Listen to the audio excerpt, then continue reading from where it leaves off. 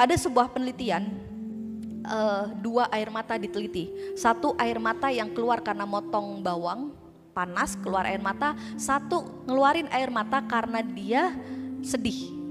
Ternyata air matanya komponennya berbeda. Yang motong bawang netral, tidak ada kandungan apapun. Tapi air mata yang keluar karena dia sedih ternyata banyak racunnya.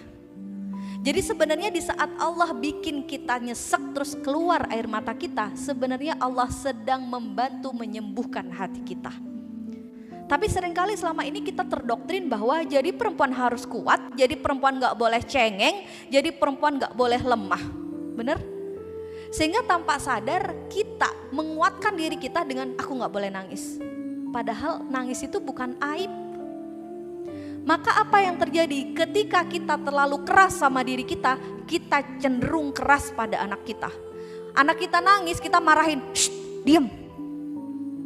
Kenapa? Karena kita aja ngerasa bahwa aku juga nahan kok nangis. Masa gitu aja nangis, udah diam. Itu kalau udah agak gede. Kalau kecil baru masih nangis, udah deh beli es krim yuk. Kita alihkan seolah-olah kalau nangis anak itu cengeng, anak itu gak kuat, anak itu gagal. Padahal nangis air mata itu adalah sistem alamiah tubuh kita untuk membantu kita tetap sehat. Jadi mulai hari ini ibu-ibu PKK yang ada di sini, kalau anaknya nangis gak usah dimarahin, temenin. Nangis terus nak, mama ada untuk kamu. Insya Allah mereka nangis gak mungkin 2 hari 2 malam bun. Paling juga setengah jam, paling juga 1 jam. Kalau udah selesai dia akan lapang. Kalau secara penelitian orang yang sudah nangis karena dia marah atau kecewa, maka hormon yang keluar adalah hormon endorfin, hormon tenang.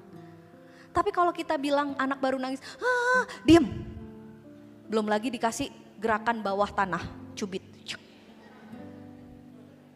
Gitu kan? Sehingga apa yang terjadi? Yang terjadi adalah anak ini akan menekan rasa emosi, marahnya, sedihnya. Dan ketika dia sudah gak kuat, dia akan justru mengambil jalan pintas yang bahaya. Anak-anak yang akhirnya silet-siletin tangan.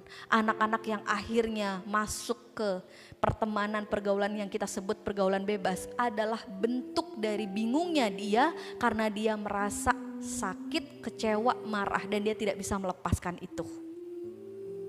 Maka ayo ibu PKK di sini semuanya saya mengajak untuk kita ramah. Ramah pada siapa? Ramah pada diri, ramah pada sekitar kita.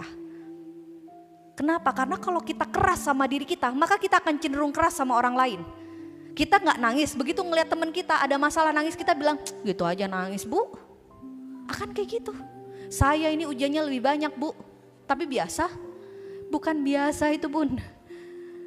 Bukan biasa, itu hanya kadang sedang merasa lebih kuat tapi suatu hari nanti akan chaos.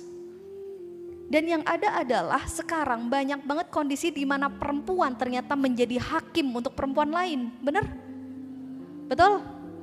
Makanya kita akan bikin Jember yang ramah sama perempuan, yang penuh cinta. Kalau ada perempuan yang gimana, bukan malah dibilang, halah ibu baru anak 1, saya anak 5, bukan gitu. Tapi kita paham empati dan itu akan dimulai kalau kita bisa ramah sama diri kita. Oke? Kita sering beranggapan bahwa, kita pasti beranggapan bahwa orang tua kita adalah amanah, benar? Suami kita amanah, anak kita amanah. Tapi ada satu hal yang kita sering lupa, bahwa diri kita juga amanah. Bun, tolong jujur jawab ini. Kalau bunda lagi sakit tapi ada pekerjaan rumah yang belum selesai, Anda milih istirahat dulu atau nyelesain pekerjaan rumah? Kenapa harus sekeras itu? Padahal Islam itu agama yang humanis. Islam itu kayak contoh perjalanan aja, sholat bisa dijamak, bisa dikosor kalau jaraknya sudah sesuai. Kalau kita terlambat bangun dikasih izin kodok. Gak kuat sholat berdiri boleh duduk. Islam tuh agama yang sangat humanis. Bahkan di Al-Quran Allah bilang istata'tum, semampumu. Ada gak sih ayat di Al-Quran yang bilang gini, ibu-ibu kalau rumahnya belum rapi sebelum jam 8 pagi maka neraka bagimu, ada? Kenapa kalau kita lagi sakit, kenapa nggak tunaikan dulu kebutuhan kita istirahat? Kenapa kita milih beres-beres tapi kita marah, tapi kita lisan kita nyakitin anak, tapi hati kita dongkol sehingga nggak dapat pahalanya. Dan kita menzolimi diri kita sendiri. Ini langkah pertama agar kita ramah pada diri kita sendiri. Kita nggak akan bisa merasakan kemahabaikan Allah, kasih sayang Allah kalau kita masih terlalu keras sama diri kita sendiri.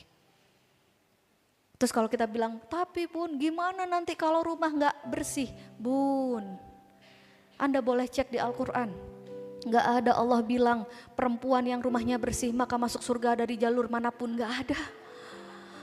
Allah minta kita jaga marwah kita, jaga marwah suami, akhlak kita. Itu yang Allah minta, taat pada perintah dan jauhi larangan Allah, itu yang Allah minta. Jadi yuk mulai ramah sama dirinya.